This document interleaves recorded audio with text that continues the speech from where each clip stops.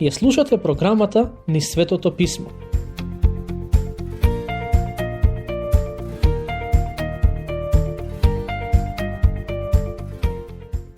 Драги пријатели, денес ќе почнеме со обработка на глава 4 од посланието до Галатјаните. Главната тема на текстот кој ќе го обработуваме е оправдувањето по вера. А Павле го користи Авраам како пример за тоа што значи човек да е оправдан преку вера, а не преку дела. Во оваа глава апостолот пишува за уште еден благослов кој може да се добие исклучиво по вера. Станува збор за привилегијата луѓето да можат да се наречат Божи синови и ќерки. На почетокот од своето духовно патешествие, секој христијанин е Божјо дете, но се уште е бебе. Како што годините минуваат и христијаните созреваат, тие осознаваат што навистина значи да се биде Божјо дете и живеат според таа привилегирана положба. Слушнете што пишува Павле во првиот стих од глава 4. Ако имате Библија, отворете ја кај посланието до Галатјаните 4.1. Но ви велам, наследникот, додека е млад, во некои преводи на место млад, се користи зборот дете. Зборот преведен како млад или дете во овој стих е поинаков од онај во 3.26, каде пишува дека оние кои веруваат се Божји деца.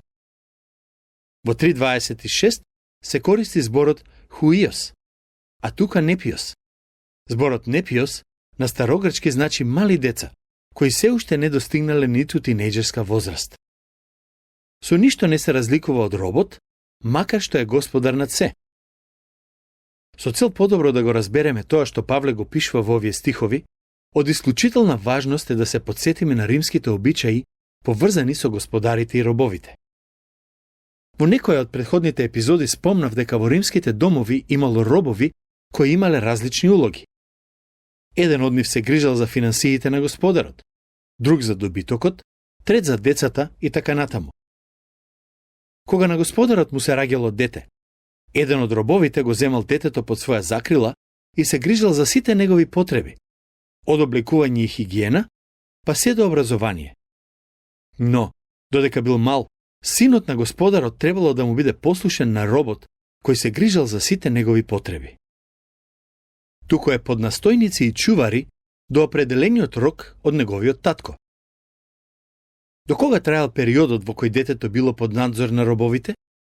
Се додека таткото не процени дека е доволно возрасно да се грижи за себе и самостојно да носи одлуки. Во тој момент, таткото му ги дава на синот сите права кои му следуваат како наследник. Дел од тој процес била јавна прослава на денот кога таткото одлучувал на синот да му ги даде сите права како негов наследник. Но тоа што е важно да го имаме на ум е дека таткото бил оној кој одлучувал дали синот е доволно зрел. За разлика од денес, кога полнолетството и зрелоста се поврзуваат со годините на личноста. Во тоа време полнолетството и зрелоста биле поврзани со однесувањето на децата. Немојте да ме сватите погрешно. Верувам дека има млади луѓе кои се доволно зрели кога ќе наполнат 18 години. Но тоа што сакам да го кажам е дека полнолетството и зрелоста не се исти нешта. Постојат луѓе кои имаат над 60 години и се уште не се зрели. Во тоа време, таткото бил оној кој одлучувал кога детето било доволно зрело за да ги добие сите права кои му следувале како на син. Кога детето ја достигнувало зрелоста, таткото организирал јавна прослава позната под името Тога Вирилис. За време на церемонијата, синот бил облечен во посебна наметка и таткото му давал прстен, кој бил символ за неговата зрелост. Со тоа, синот добивал посебна чест и позиција во семејството. Ќе се обидам да го дообјаснам овој процес за да ме сватите подобро. Замислете си едно просечно римско семејство од времето на апостолот Павле. Таткото служи во стражата на императорот и е еден од најдоверливите чувари на Цезарот. Тоа значи дека има висока воена позиција. Еден ден, Цезарот одлучува да оди во војна против некои пагански племиња, кои се опасност за територијалниот интегритет на Римската империја. Според него, тие племиња се обични варвари, а Римската империја е најцивилизираното општество во тоа време. Па затоа не сака тие народи да се мешаат со римјаните. Првичниот план е војната да трае 1 година. Но со оглед на тоа што варварските племиња даваат силен отпор, војната трае околу 3 години. Кога го напушти домот, чуварот на Цезарот се збогуваше со своето семејство и им кажа дека ќе се врати за 1 година. 3 години подоцна, тој се враќа дома и откако се поздравува со семејството, влегува во тоалетот и одеднаш се слуша глас. Кој ја користел мојата машинка за бричење? Се разбира, во тоа време луѓето немале машинки за бричење, но сваќате што сакам да кажам. Робовите истрчуваат и му велат на господарот: вашиот син ја користи веќе некое време. Господарот вели: сакате да кажете дека син ми е толку возрасен што веќе почнал да се бричи? Слугите велат: да, тој ја користи вашата машинка од прилика година дена. Господарот вели: викнете го тука. Откако слугите го викнаа синот на господарот, тој му се обраќа со зборовите: сине, не знаев дека си пораснал до толку. Уште вечер ќе ја имаме церемонијата тога вирилис. Од денес ќе ги добиеш сите права на полнолетен и зрел син. Семејството ги кани тетките и чичковците, бабите, дедовците и најблиските пријатели. Сите сакаат да учествуваат на оваа церемонија во која синот ги добива сите права на полнолетен и зрел наследник. На таа церемонија, таткото му дава на синот посебен прстен кој е знак на авторитет. Во тоа време, луѓето ги користеле своите прстени како печат за восок при праќањето писма. Со тоа што го добива овој прстен, синот веќе има ист авторитет како неговиот татко. На некој начин, тој има одредена видна позиција, како во семејството, така и во општеството. Тој веќе не е на исто ниво како робовите. Ако робовите досега има авторитет да му заповедаат што да прави, од овој момент тие се под неговиот авторитет и тој има право да им заповеда. Ќе го прочитам следниот стих. Па така и ние, додека бевме малолетни, бевме поробени од стихиите на светот. Тоа значи, додека бевме под законот. Павле вели дека додека беше подчинет на правилата и законите, Израел всушност се наоѓаше во детската, малолетна фаза од постоењето. Но кога се исполни времето, Бог го испрати својот син, кој се роди од жена и се подчини на законот. Вториот дел од овој стих може да се преведе и на следниот начин: роден од жена и роден под законот. Ке се обидам накратко да ги објаснам овие зборови. Исус се роди од жена. Неговата мајка Марија имаше еврејско потекло. Пред некое време слушнав една жена како вели дека Исус не припаѓа на ниеден народ и на ниедна раса. Вистина е дека ниту еден народ и ниту една раса не може да го присвои Исус само за себе. Но реалноста е дека тој имаше еврејско потекло. Се разбира, тоа не значи дека Исус е спасител само на евреите. Сетете се на разговорот помеѓу Исус и жената кај бунарот. Кога Исус си побара вода, таа му рече: како може ти, евреин, да бараш вода од жена самаријанка како мене? Јован 4:9. Жената кај бунарот го нарече евреин и Исус не се обиде да ја поправи. Па така, што се однесува до мене, повеќе сакам да се држам до тоа што го пишува во Библијата, отколку до тоа што некои луѓе денес се обидуваат да го наметнат. Исус имаше еврејско потекло. Тоа не значи дека Исус одобруваше и одобрува се што евреите прават. Но кога Бог дојде на овој свет во тело, тој дојде како евреин. Со оглед на тоа што имаше еврејско потекло, Исус се роди во семејство и општество, кое барем на збор беше подчинето на Божиот закон даден преку Мојсей. Затоа Павле вели дека Исус се роди од жена и се подчини на законот. Зошто дојде на овој свет? Слушнете што пишува во следниот стих. За да ги откупи оние што се под закон, та да го примиме посинувањето. Поентата е дека законот не успеа да ги направи евреите вистински Божји деца. Тоа што законот не успеа да го направи, Господ Исус го стори преку жртвата и воскресението. Патем, зборот посинување не се однесува на тоа како ние денес го разбираме посвојувањето. Во денешен контекст, кога едно семејство не може да има деца или сакаат да посвојат дете, одат во дом за деца без родители, наоѓаат бебе или дете кое сакаат да го посвојат и се обидуваат да сторат се што можат за тоа да стане нов член во нивното семејство. Затоа е потребно семејството да мине низ одреден процес, кој покрај другото има и законски аспекти. Но кога Павле пишува за посинување, тој не мисли на ова. Посинувањето во тоа време се однесувало на моментот кога таткото го прогласува синот за доволно зрел и му ги дава сите права како негов син. Тоа е онаа церемонија, тога вирилис. По завршувањето на таа церемонија, синот е посинет, односно ги има сите права на полнолетен и зрел наследник на таткото. Грчкиот збор преведен како посинет е хуиотесија, што значи да се постави на позиција на син. Тоа е она кое Господ Исус го стори за нас. Преку вера во неговата смрт и воскресение, ние имаме привилегијата да се наречеме Божји синови и ќерки и да ги уживаме сите права и привилегии кои ги имаат Божите деца. Тоа е моето искуство и тоа може да биде вашето искуство. Како што кажа во една од претходните епизоди, искуството не треба да биде изворот на нашата теологија, но вистинската теологија со сигурност ќе произведе искуство кое е соодветно на библиското учење. Слушнете што пишува во 1 Коринтијаните глава 2. Но, како што е напишано, она што око не видело, уво не чуло, ниту на човек на ум му дошло, тоа Бог го приготвил за оние кои го љубат. А нам пак ни го откри тоа Бог преку својот дух, зашто духот продира во се, па дури и во длабочините Божји. Еве го значењето на стиховите кои ги прочитав.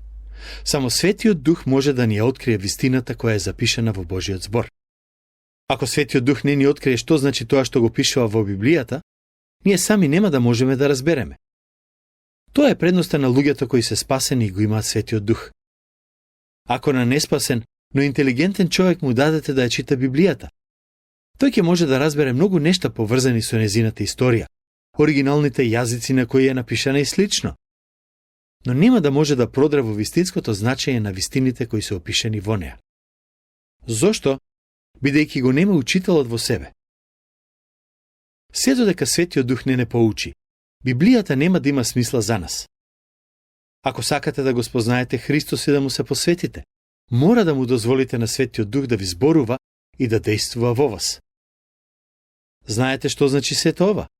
Дека дури изрелиот христијанин, кој ја проучувал Библијата со години, не може да ја свати содржината без помошта на Светиот Дух. Како и оној кој ја примил верата пред неколку минути, така и христијанинот кој е долго време во верата, има потреба од Светиот Дух. Затоа е важно кога ја читаме Библијата, да се молиме и да бараме од Бог да ни покаже што значи текстот кој го читаме. Ќе ви дадам личен пример, за да ме сватите што сакам да кажам. Кога почнав да служам во црквата, моите врсници свештеници беа многу понапредни од мене во нивното знаење.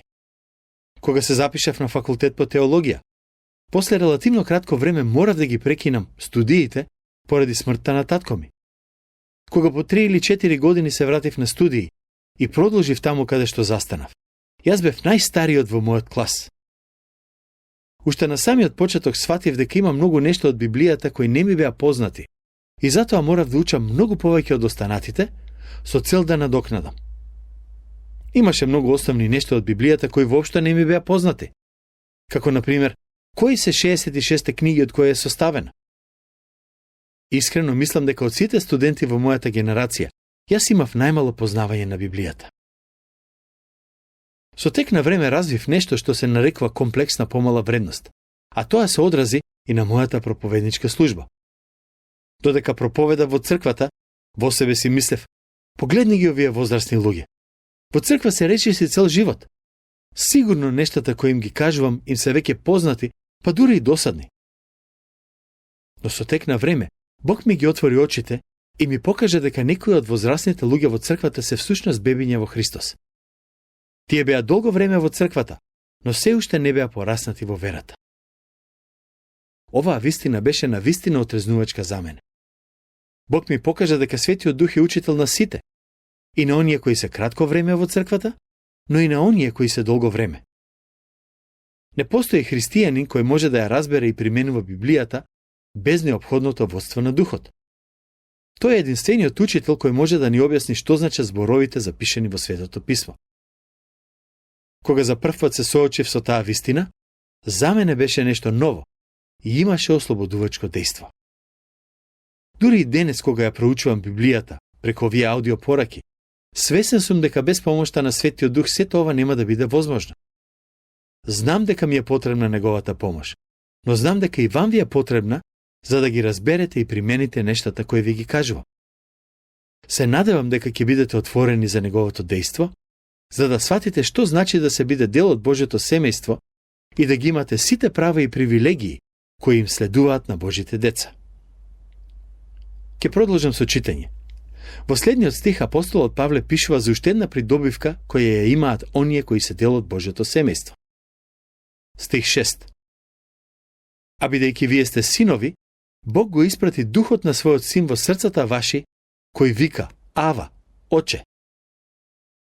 Ова е навистина силна и исклучително важна изјава. Или, како што вели апостолот Павле во посланието до римјаните, самиот дух му сведочи на нашиот дух дека ние сме чеда Божји. Слушнете што пишува во претходните неколку стихови. Но ако духот на оној кој го воскресна Исус од мртвите живее во вас, тогаш оној кој го воскресна Христос од мртвите, ќе ги оживотвори и вашите смртни тела преку својот дух, кој живее во вас. И затоа, браќа, ние не сме му должници на телото, за да живееме по телото. Бидејќи, ако живеете по телото, ќе умрете. Но ако преку духот ги умртвувате делата на телото, ќе бидете живи. Сите оние што се управуваат по духот Божји, се синови Божји. Главната желба на секое Божјо дете е да биде водено од Божјиот свет дух. Телото никогаш нема да не води во насока која ќе не направи радосни и исполнети. Ако сакаме да ја доживееме небесната радост, потребно е да се водиме според желбите и водството на Светиот Дух, кој живее во нас. Поспротивно, ако се водиме според телото, постојано ќе се прашуваме дали навистина сме го доживеале спасението, или пак, може би само се лажеме самите себе си. Апостолот Павле вели: зашто вие не примивте дух на робство, за да бидете во страв, туку го примивте духот на посинувањето, преку кого велиме: Ава, Оче. Самиот дух му сведочи на нашиот дух дека ние сме чеда Божји. Слушнете што пишува во стих 7. Затоа не си веќе роб, туку син. Ако си пак син, тогаш си и наследник Божји преку Исус Христос. Светиот Дух е тој кој ни сведочи дека сме Божји деца и токму тој е оној кој ни ја дава слободата да му се обратиме на Бог со Татко. Секој кој верува во смртта и воскресението на Христос, го има Бог за свој татко.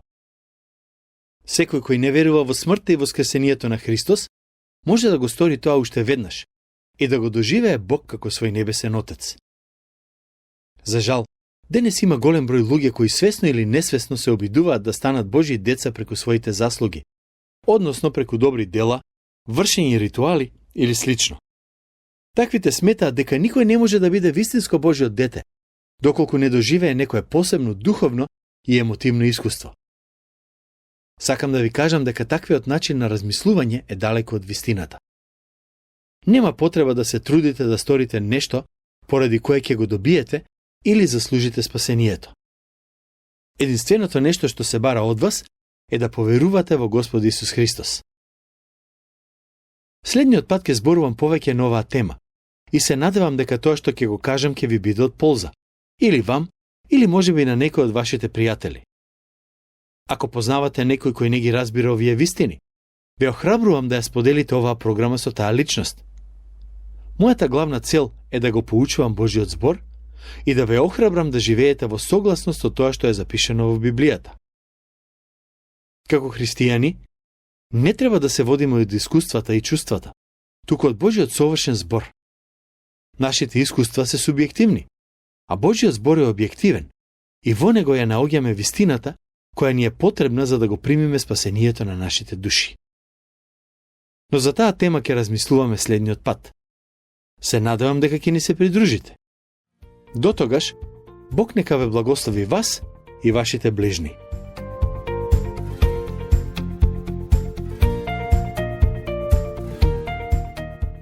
Слушнавте емисија од програмата Низ Светото Писмо. Можете да не слушате и преку мобилна апликација на нашиот YouTube канал. и на сите познати подкаст платформи, како што се Google, Apple и Spotify. Ако ви се допаѓаат нашите програми, споделете ги и препорачајте ги на вашите пријатели. Бидете слободни да оставите свој коментар или да ни пишете на нашата имейл адреса nissvetotopисmo@gmail.com. Следете ги нашите страни Низ Светото писмо Македонија на Facebook и Instagram. Емисиите од оваа серија можете да ги најдете и на нашата веб страна ttb.twr.org.